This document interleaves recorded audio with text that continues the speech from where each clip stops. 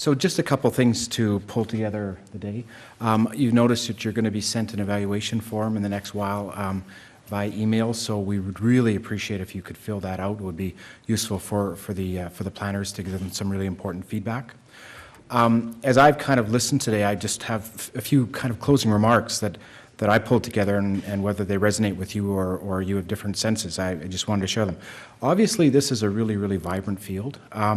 There's lots of interesting success stories, and there's a real momentum that seems to be out there. So it's one of those places where, sometimes we live in a world where there seems to be clouds every day, and there's lots of interesting opportunities here. So that's pretty exciting. But perhaps the most important piece, it seems to me, is this is an opportunity to reconceptualize and redefine the relationships we have between institutions, whether that's government, healthcare, whatever, and citizens at large. And I personally believe that we face a significant challenge there. The elephant in the room today, and it's come up a few times over and over again, is there's a serious level of disconnect, of distrust, and disengagement with the public and with many of our institutions. We see it all the time, and there's many reasons for that. But one of the things I think came up today is that there aren't going to be necessarily quick fixes for that. There's engagement processes that we can put in place that are constructive, they're effective, but they take a long time and they require ongoing focus. So the question that came up a number of times around sustainability, for example, are really critical ones, because it seems to me that we've had lots of examples of ideas, perhaps turning into pilots, moving into initiatives, but it's much more challenging to move things that they're actually embedded into practice. And if we're anything that we're trying to work for, obviously, is that's the place that we want to get to. There are lots of resources available, the various websites that we've talked about earlier. So it's not as though there's not a lack of tools, and we've shared some of the really interesting ones here today, but there's tools and resources out there, so you don't have to start from scratch. And if anything, there's also at least an emerging network of people here who have had experiences who I'm sure would be delighted to share more information and insights. I think that for what I've heard today, there's some both opportunities and challenges out there.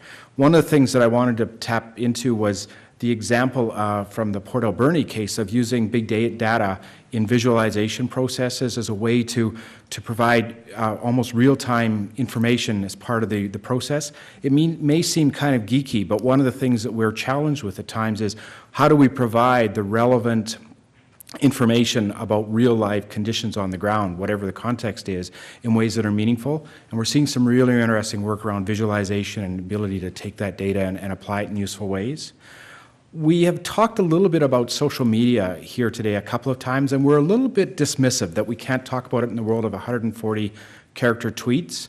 But I think we're also missing an interesting opportunity that social media, as much as anything, is a way for you to get instant, really, really powerful environmental scanning that occurs in real time.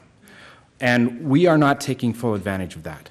Rather than thinking about our role as pushing out information using social media, it's just as much being able to scan what's out there and be able to use that effectively. There's a huge opportunity for us, and it's early days, but I think we've got interesting opportunities to work there.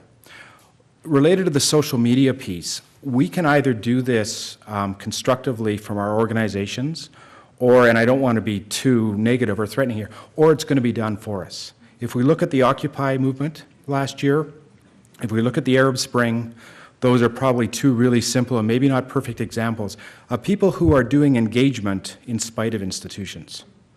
And to think that those tools that are so ubiquitous now aren't available for that to happen is quite naive on our part. So it's not something that I think organizations can decide, well, do we opt in and opt out of this? If we're not players, other people are going to play on our behalf. So it pushes us even more, I think, to provide a leadership role and a constructive role there.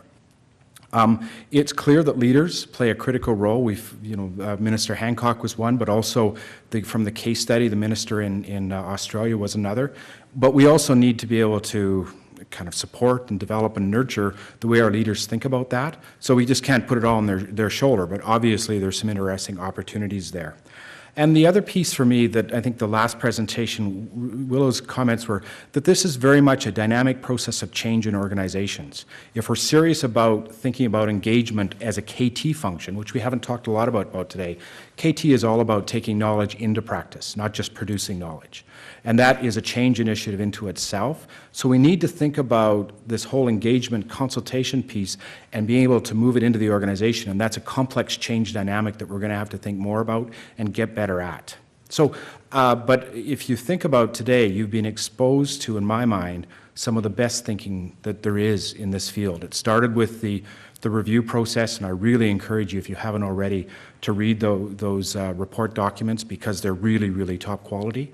But as well, we brought some of the really top thinkers here that have given you their insights. And if you're interested, I would encourage you to follow up with them in more detail because there's lots there that wasn't able to be shared in a short conversation. So the final thing I want to encourage you to do is obviously go outside and have a glass of wine or a drink or a pop, but we're trying to grapple with what's the next stage for events like this and the initiative itself. Where do we want to go further? Is there an opportunity for us to pursue a knowledge transfer agenda? Do we need other events like this?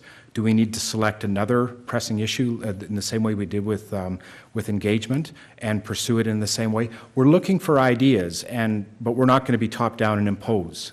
So if there's an opportunity to set up a network, a community of practice, a way for people to continue the engagement, I think it's now that we want to begin that conversation.